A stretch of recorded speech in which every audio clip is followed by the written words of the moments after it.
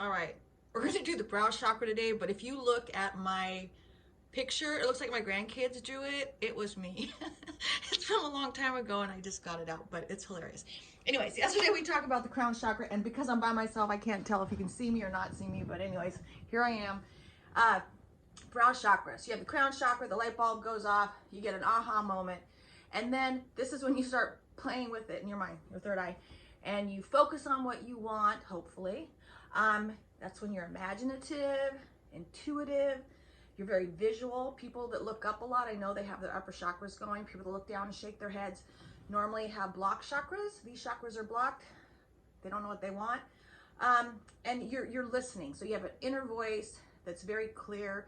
I call it your small still voice or your intuition, but you have to stop and listen. So being quiet, that's probably why people meditate. So they're quiet enough so they can hear that small still voice, which is where you get direction. You know, the people like that are dull. Oh, that word is just like, I remember in school having a teacher.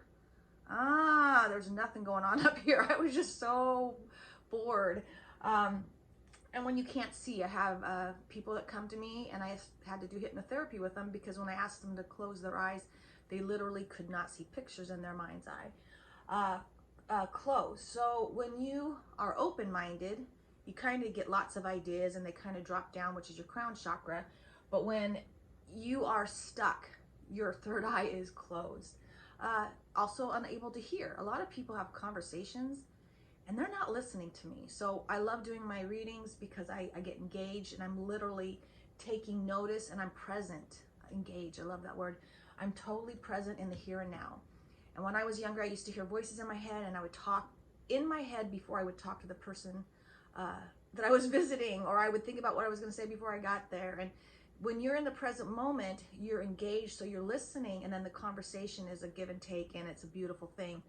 But being here in the present moment, and the worst thing you can do is worry. Worrying is like praying backwards. I say that, but it's actually focusing on the things you do not want.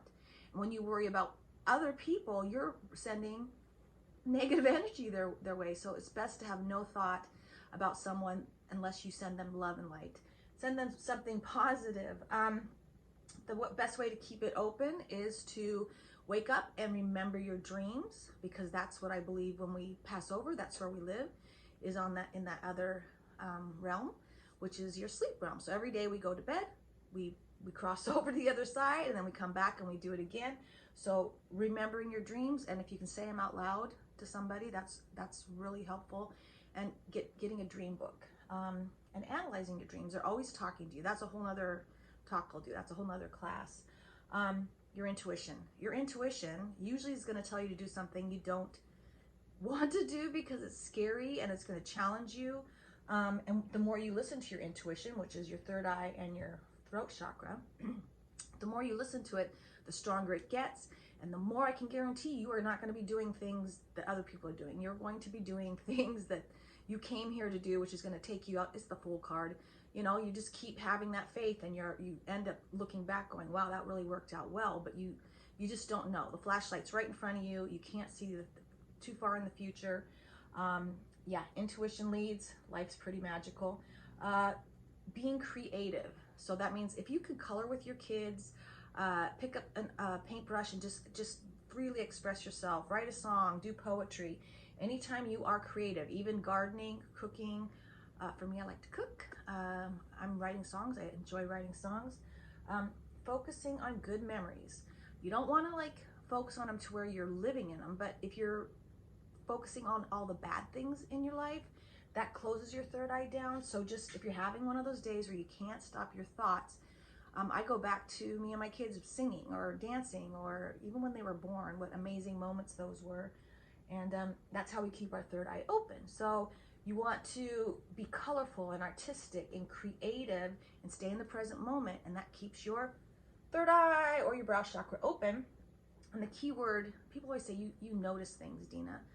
And that's because my intuition is intact. And so those synchronicities, and I notice the song that plays and gives me information. I notice that something comes by in the car and it says exactly what I was talking about. Sometimes the radio will say words I'm actually thinking in my mind, because that's the universe giving me a sign to move ahead.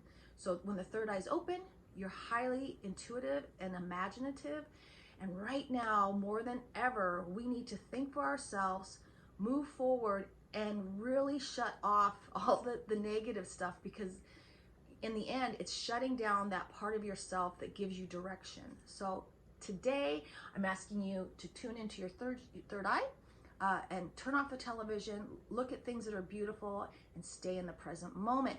And these are new for me, so I'm gonna jump off this ball, but yesterday, that was so funny yesterday because I didn't know what I did. But I'll talk about the throat chakra tomorrow. Yay.